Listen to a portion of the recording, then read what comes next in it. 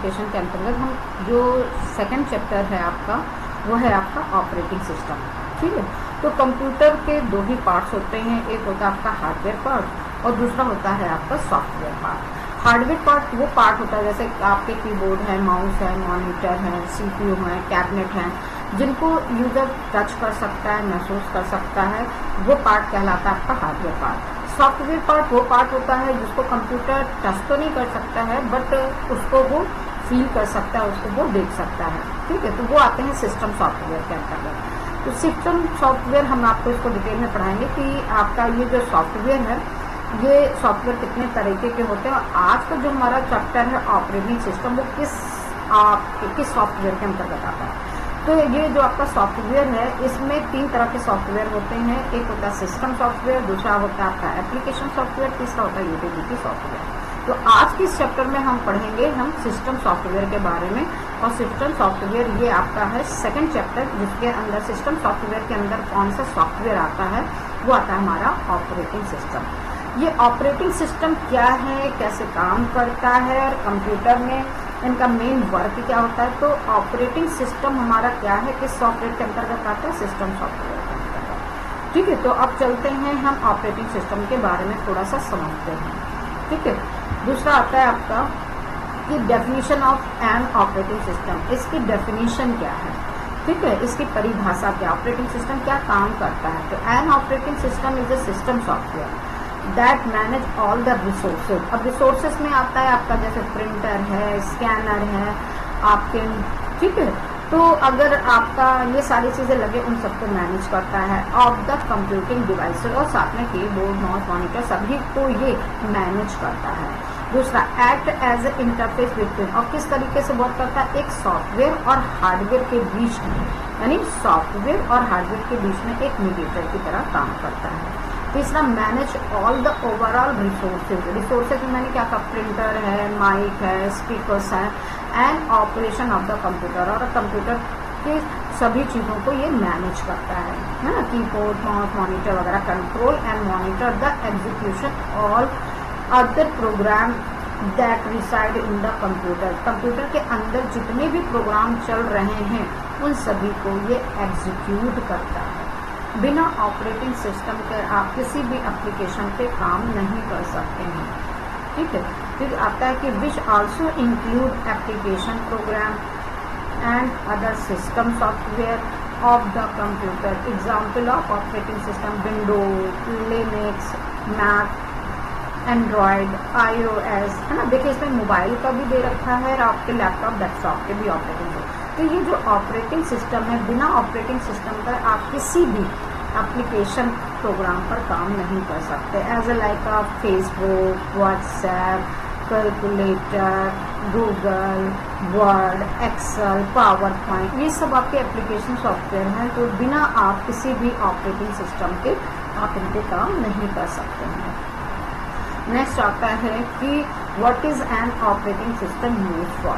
क्यों operating system use किया, मैंने क्या कहा कि बिना ऑपरेटिंग सिस्टम के आप किसी भी एप्लीकेशन सॉफ्टवेयर पे काम नहीं कर सकते हैं। ठीक है, तो as a platform of application program, है ना। अगर किसी भी एप्लीकेशन प्रोग्राम पर आपको कहा, एप्लीकेशन प्रोग्राम का मतलब है कि आपका वर्ड, एक्सेल, पावर पॉइंट, यानी किसी भी application program, it provide a platform of top of which other program called application program can run।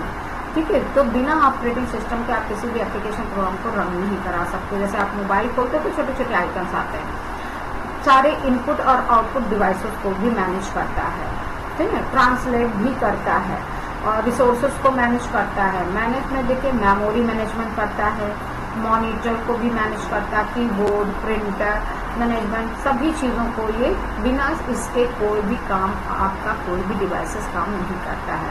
And multitasking, जब आप किसी भी ऑपरेटिंग सिस्टम पर बैठते हैं तो आप एक से ज़्यादा काम कर सकते हैं। जैसे किसी एप्लीकेशन पे भी काम कर सकते हैं, आपका कीबोर्ड भी चल सकता है, आपका माइक भी चल सकता है, आपका प्रिंटर भी चल सकता है, यानी मल्टीटास्किंग काम एक समय में ये कर सकता है।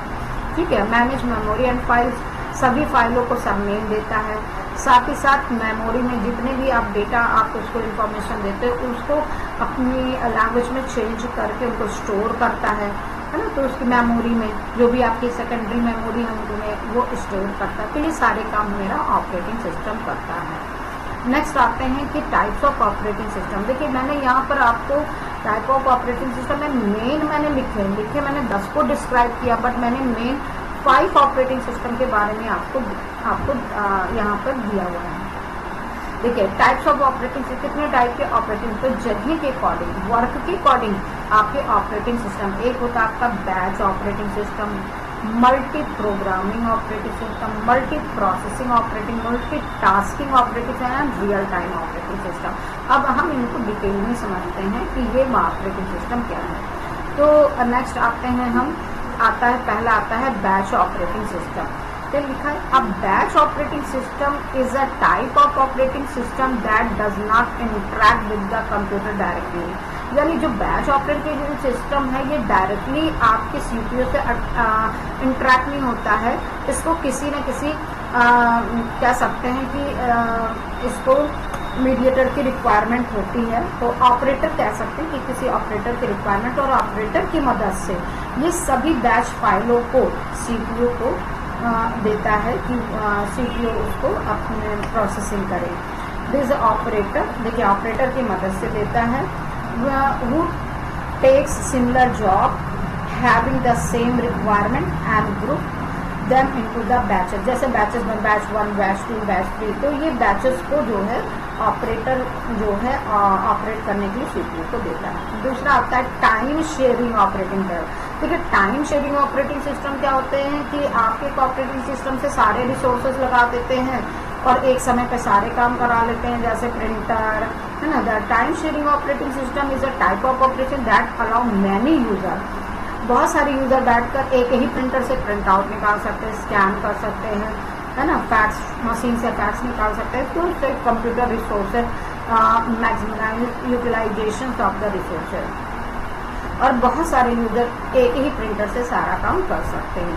तीसरा आता है distributed operating system. Distributed operating बहुत बड़े ऑर्गेनाइजेशंस में ये यूज किए जाते हैं। Distributed operating system is a type of operating system that manages a group of different computer. देखिए डिफरेंट कंप्यूटर पर बहुत सारे ग्रुप्स बने हैं और सभी जो है कोई ना कोई वर्क दे रहे हैं, है ना। Make the appear to a single computer, एक कंप्यूटर पे बहुत सारे ग्रुप्स बने हैं, तो इसी तरीके से सारे कंप्यूटर्स को आप जोड़ लीजिए। These operating system are design to operate on a network of a computer, और सारे कंप्यूटर एक दूसरे से कनेक्ट हैं with the help of network. They allow multiple user to access share resources, और आपके जो अगर वो लगे हुए हैं नेटवर्क से लगे हैं तो सभी यूजर बैठकर एक ही प्रिंटर, मैंने क्या क्या प्रिंटर पर आप डेटा दे भी सकते हैं और ले भी सकते हैं, और multiple user to share resources and communicate, बातचीत कर सकते हैं। विच ईच अदर, मैंने कहा ना बड़े बड़े ऑर्गेनाइजेशन वगैरह में लगे होते हैं ओवर द नेटवर्क। और एग्जाम्पल में आप विंडोज सर्वर और साथ में लिनक्स, ये सब बैंकों में यूज किए जाते हैं। नेक्स्ट आपका आता है, फोर्थ है आपका, देखिए network operating system. Network operating system क्या होता है, network operating system is a type of operating system that run on server, यानी नेटवर्क ऑपरेटिंग सिस्टम सर्वर के लिए बनाया जाता है और इसी सर्वर से बहुत सारे लोगों को कनेक्ट कर दिया जाता है and provide the capability to manage data, user, group, security, applications and other networking functions।